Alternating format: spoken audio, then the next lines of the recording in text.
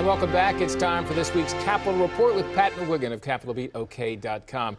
Pat, in these hot summer days, you've had some time to reflect about where the country is and what John F. Kennedy might think of the current state of politics if he were alive today. Share your thoughts. Well, in my younger days, back in the 80s, I was part of a group called the Conservative Opportunity Society that met regularly, and Newt Gingrich organized it, and Jack Kemp was a member. And in that group, we always hearkened to the model of John F. Kennedy in terms of public policy. And a lot of people have forgotten that Kennedy passed the tax cut, the major tax cut in the early 60s that became the model for Reagan's major tax cut in the early 80s.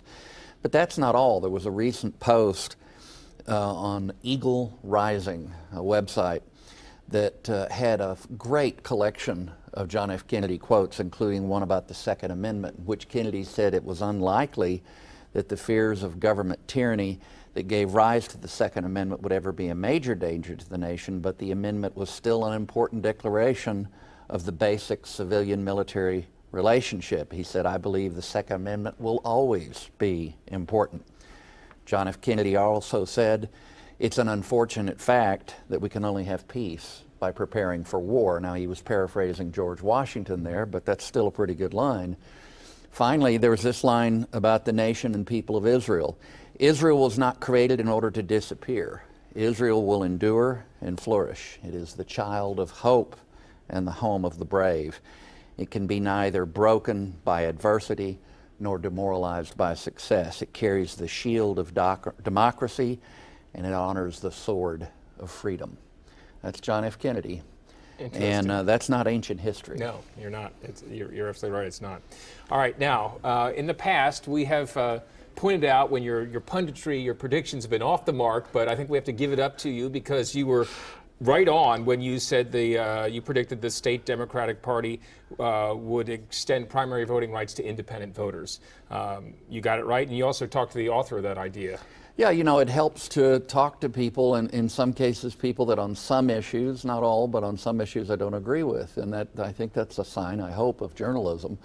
And I have good relations across the spectrum, and I had talked to a lot of Democrats about this before the party formally considered it a week ago.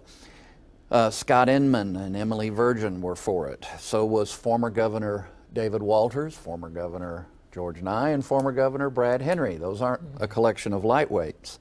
Now, it was opposed by former State Senator Debbie Leftwich and by Jed Green, a political consultant in the Democratic ranks, but ultimately it passed a little better than 2-1.